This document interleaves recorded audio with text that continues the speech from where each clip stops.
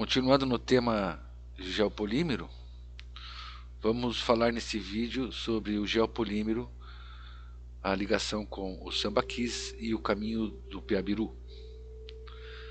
Alertando que são teorias minhas, não usarei nenhum, só usarei livros para trazer os indícios, mas as teorias são minhas, então são apenas teorias. Vimos que o geopolímero, uma das matérias-primas, é a concha.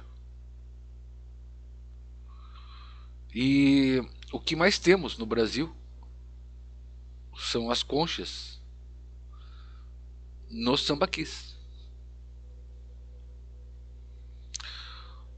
Os sambaquis, eles são tidos hoje, a narrativa oficial, explicação dos sambaquis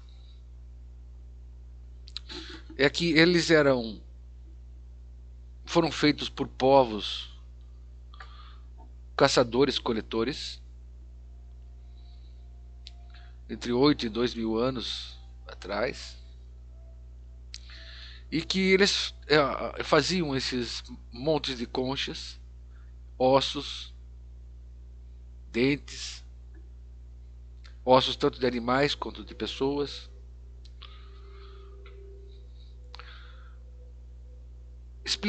Explicam isso como se fosse uma cultura alimentar e também uma cultura ritual, onde enterravam seus mortos. Mesma história da explicação da pirâmide. É difícil nós crermos que em um país com tanta abundância, um povo pudesse se alimentar só de ostra, marisco.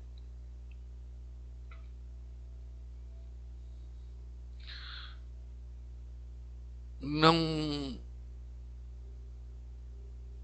não é possível isso, porque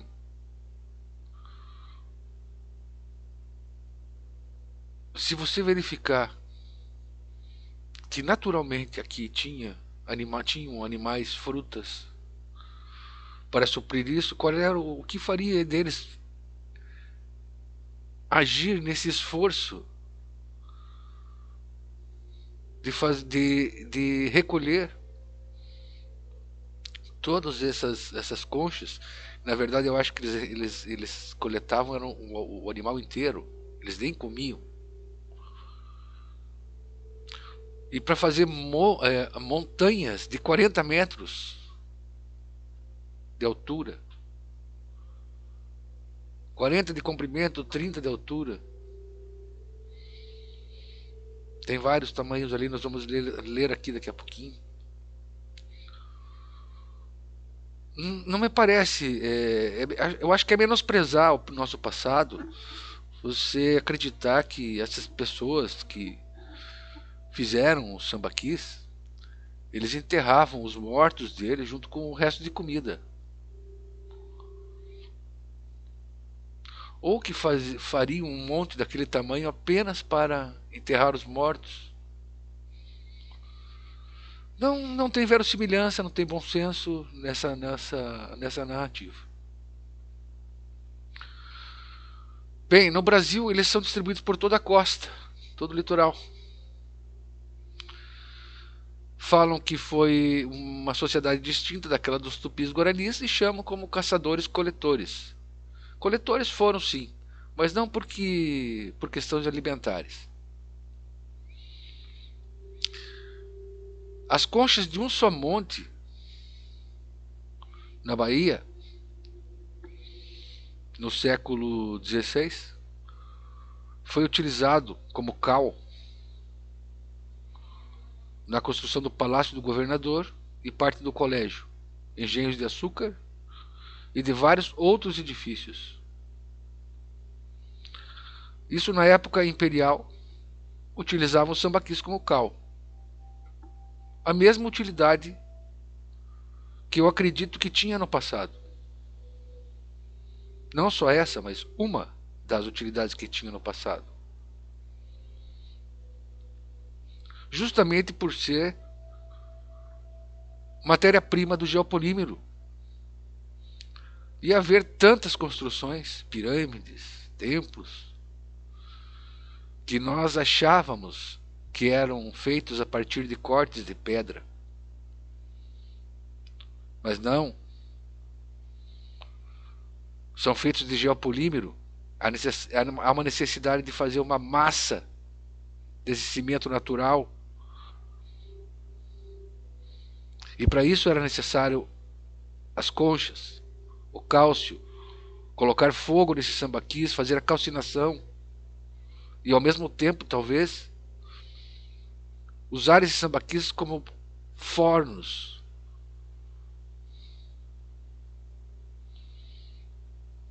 A região é em todo o litoral brasileiro, tem no Pará, tem em tudo, mas onde tem a maior incidência é aqui em Santa Catarina. Tem 42 sambaquis ali hoje que restaram. Existe também na região da Cananéia. E para efeito de comparação, a maior das pirâmides do complexo de Gizé, a de Khufu, foi construída apenas 40 anos antes. Ou seja, o Sambaqui é da mesma época das pirâmides. Mesmo a gente sabendo que agora apareceu o ovo núbio, que coloca as pirâmides 2000 anos antes de Khufu, seria possível talvez fazer a mesma coisa com os sambaquis? Porque eles não fariam montanhas de 40 metros de altura sem que tivesse uma finalidade muito grande para eles, muito importante.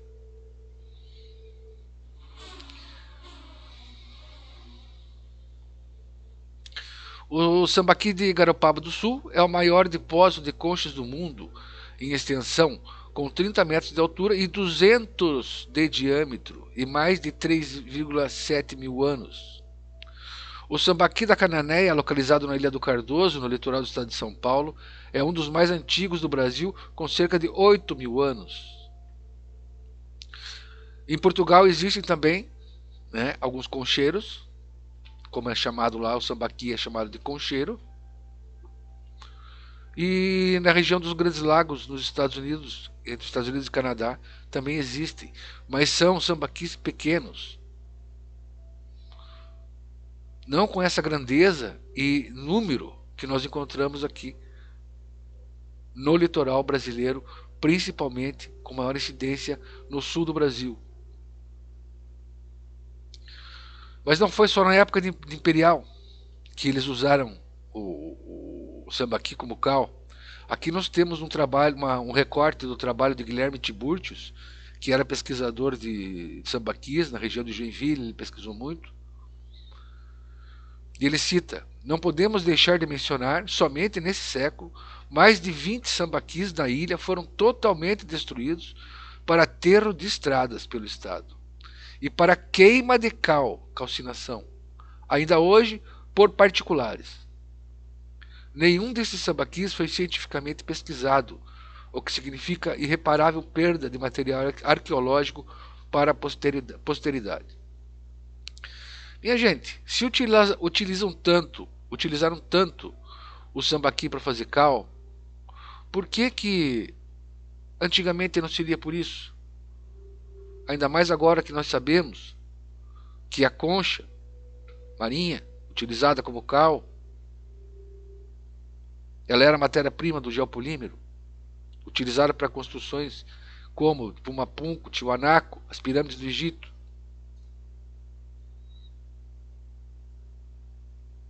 Em que época foi isso? Atlântida? Se foi, pode ligar o Brasil à Atlântida.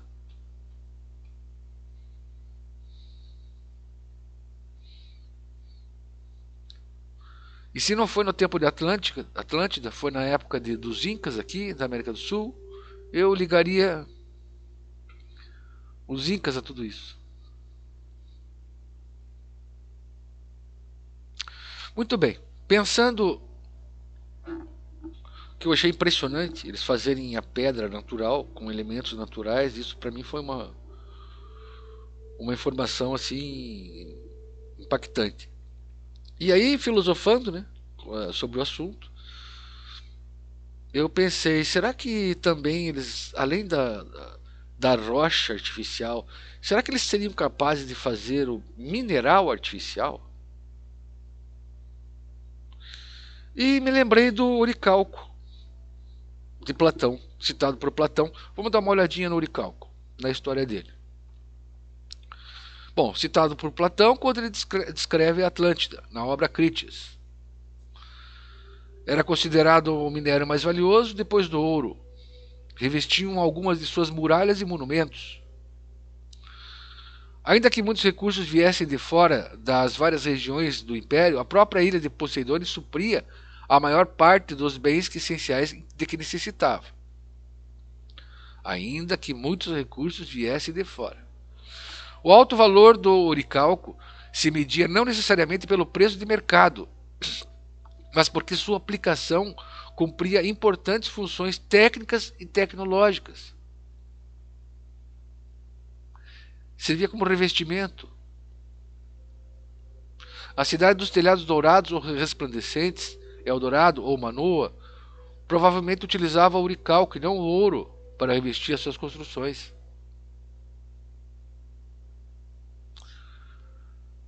Mas será que existiu esse oricalco mesmo? Porque só Platão falou nele? Não, existiu.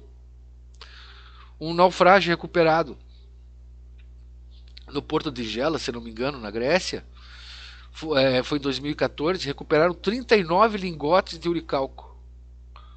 E um barco que teria naufragado há mais de 2.600 anos. E inclusive esse naufrágio foi narrado por algum historiador, eu não me lembro se foi Platão, se foi Heródoto, alguém narrou esse naufrágio na entrada desse porto de Gelas, na Grécia. Ah, não, foi Platão mesmo, tá aqui embaixo, perdão. Ele afirmou que levava o precioso carregamento, foi devorado pelas forças de Poseidon quando se encontrava próximo a entrar no porto de Gela. Ele afirmou também que o oricalco era abundante na Atlântida. E ainda é significativo lembrar que, segundo o depoimento de antigos gregos, a Grécia recebia remessas de oricalco dessa mítica ilha. Os antigos gregos davam crédito a Cadmus, figura mitológica grego-fenícia, como inventor do oricalco. Análises que foram feitas desses lingotes mostraram que eles são feitos de 80% de cobre e 20% de zinco.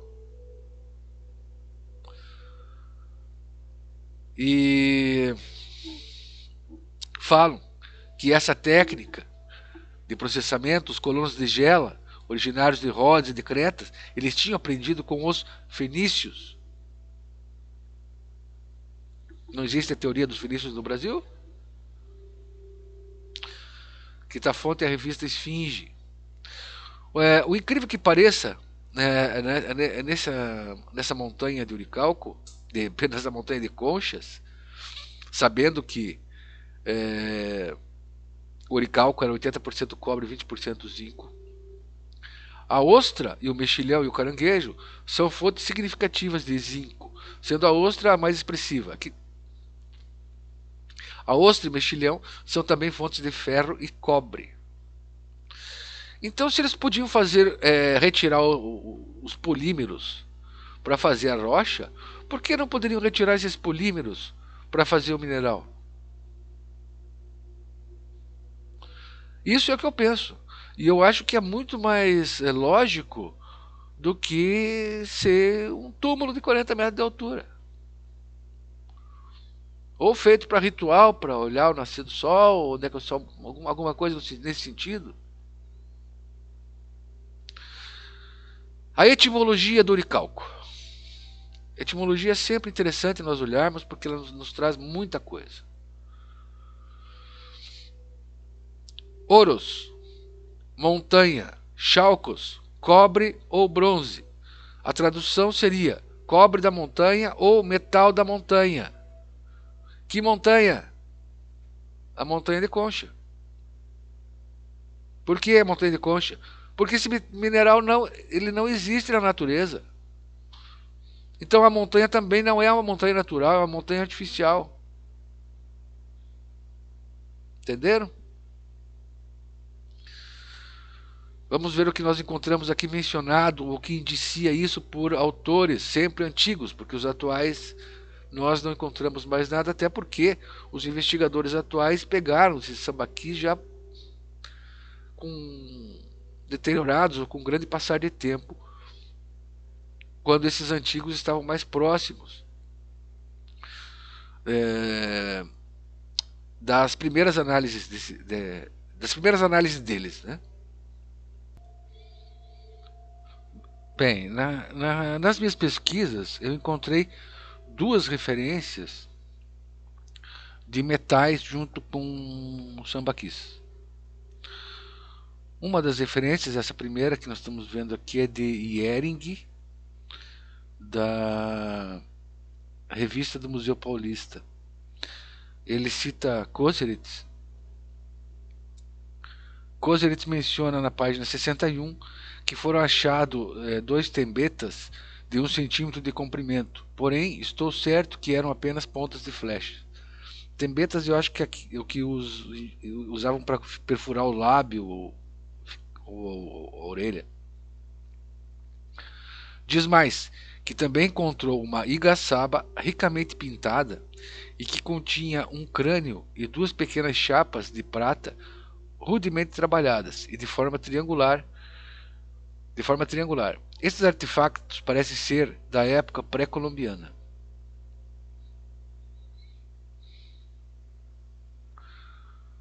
Prata, gente, a gente tem que interpretar um pouquinho isso daqui. Duas chapas de prata. Será que verificaram que era prata? Ou seria o uricalco com maior incidência de zinco e por isso ficou prateado?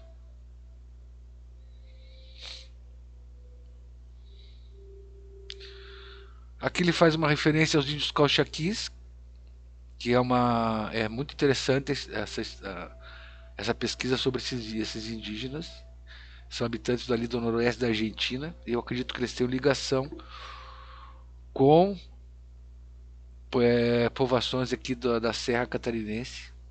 Depois eu vou fazer a minha teoria sobre isso também.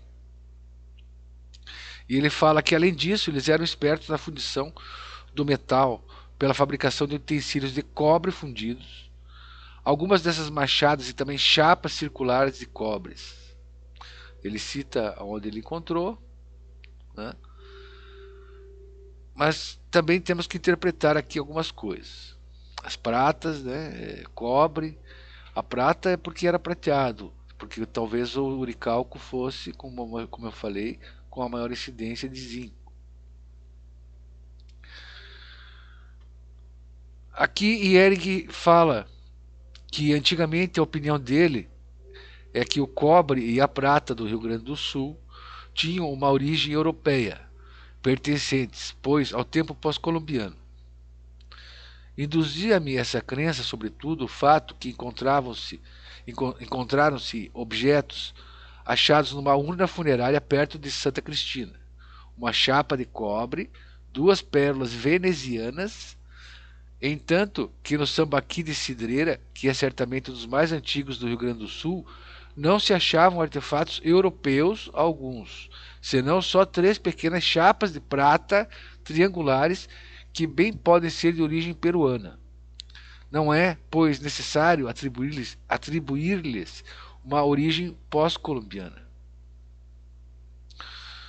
Interpretando um pouco aqui o que foi falado, primeiro,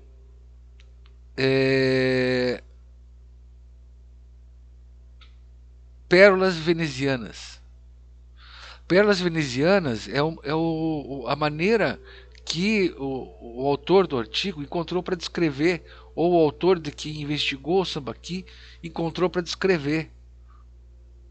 Mas isso não quer dizer que os venezianos estiveram aqui. Pode ser justamente o contrário.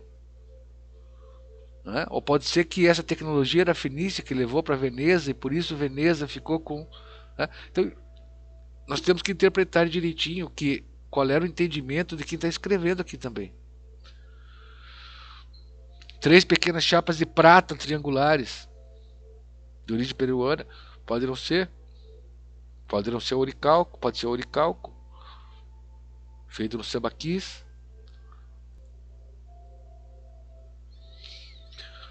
O outro autor que fala sobre isso é um pesquisador, Guilherme Augusto de Emílio Tiburtius, que na pesquisa sobre o sambaqui Morro do Ouro, na região do Joinville, fala: uma enorme camada de bacucu, um tipo de marisco, vamos dizer assim, tão dura como se tivesse sido compactada, forma somente uma massa prateada brilhante, na qual pouco material foi encontrado. Logo acima de sua base estavam em pé duas enormes pedras em forma de prisma, com as extremidades afiadas em largos cortes, que, devido ao seu peso, lá permaneceram. Sua utilidade é desconhecida. Massa prateada brilhante. Né? Será que não seria essa massa que saía dos mariscos e que depois virava zinco? Isso que eu liguei. Obviamente que são só. Eu não encontrei mais referências sobre isso, mesmo porque os pesquisadores que encontraram alguma coisa parecida com prata, cobre embaixo de sambaqui, esses foram os dois ali que foram honestos, né? Mas que encontrou e não levou embora. Ficamos aí na expectativa de encontrar mais alguma informação sobre isso. Mas porém esse pensamento ele me trouxe uma outra luz a outra situação. Eu nunca tinha entendido por que os povos utilizavam, alguns povos utilizavam como moeda as conchas. Porque para mim não tinham valor. Eram achados na praia. E com esse entendimento, ou essa possibilidade do que eu falei, me pareceu muito mais crível, muito mais compreensível por que as conchas foram utilizadas como moeda. Porque tinha um valor comercial, realmente.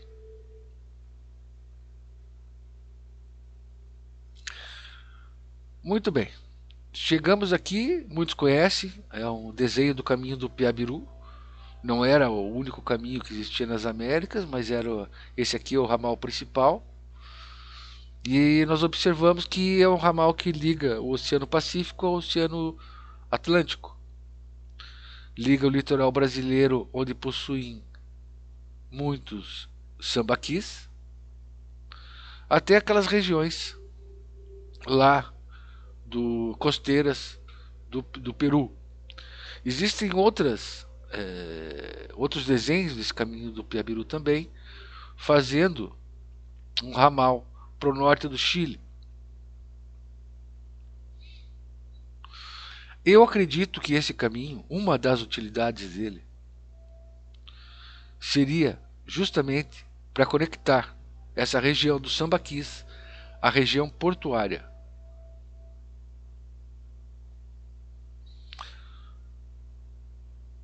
E dali podendo ser levada para outras regiões.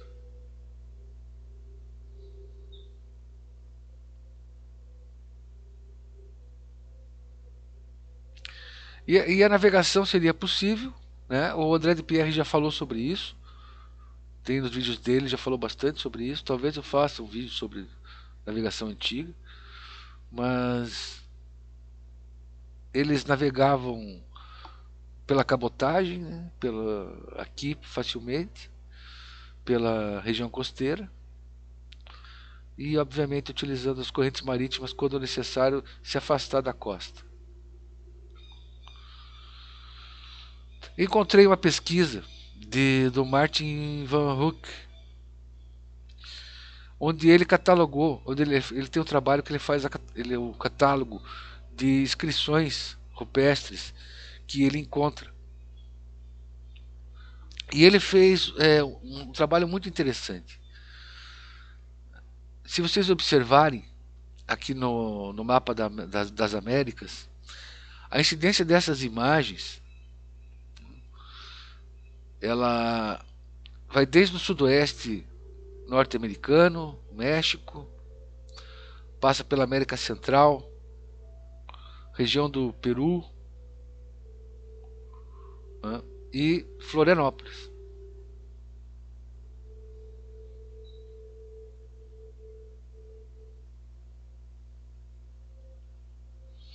Outras inscrições também, em forma de triângulo de montanhas,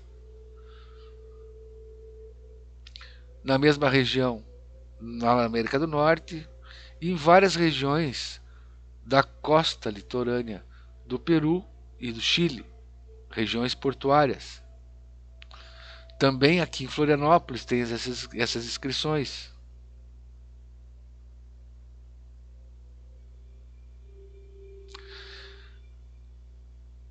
Eu fui pesquisar os portos do Peru.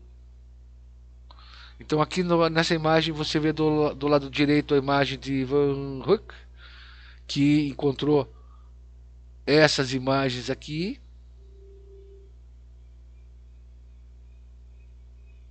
nos pontos amarelos. E do lado esquerdo dessa imagem, você vê as setas que saem do mar apontando os portos. No lado direito, da imagem direita, eu coloquei em preto o caminho do Piabiru, o principal ali. Então eu acredito que um dos motivos, ou uma das funções desse caminho do Piabiru, era o transporte desse material, seja para a região Inca ou para a região do noroeste, do sudoeste norte-americano. Repare que aqui também, na parte do Chile, a região que pega o Chile dos pontos amarelos, também são regiões de portos.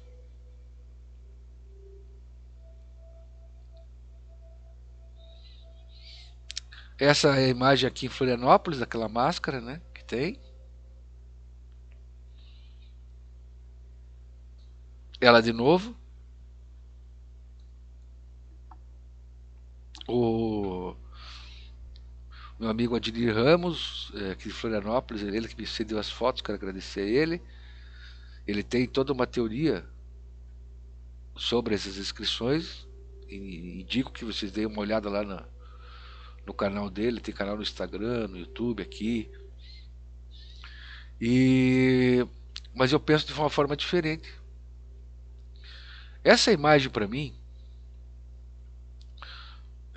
me pareceu que se você olhar de cima ela,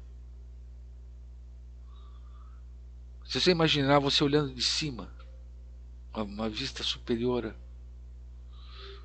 você consegue imaginar que você está olhando para uma pirâmide?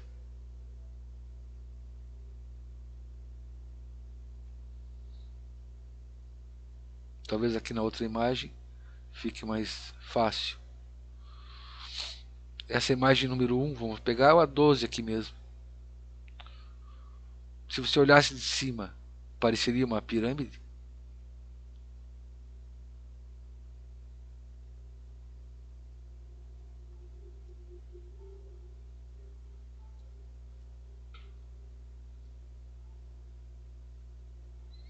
Os triângulos aqui também, na Ilha do Campeche.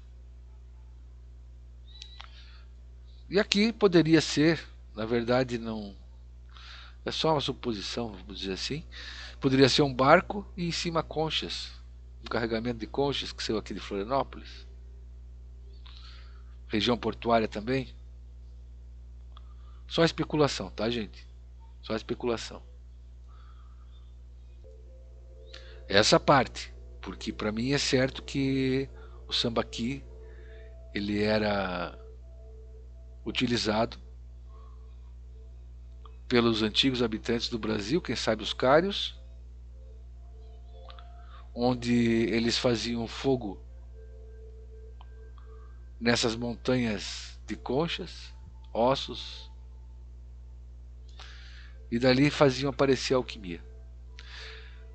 Mesmo se não os utilizassem como fornos ou como para a confecção de metais, como oricalco, com certeza seriam usados para a calcinação das conchas, que seriam usadas nas construções antigas. Essa é a minha opinião. E a tua? Será que é parecida com a minha ou você prefere acreditar na narrativa oficial que isso é tudo túmulo, ritual? O Dr. Joseph Davidovits, ele inclusive falou que talvez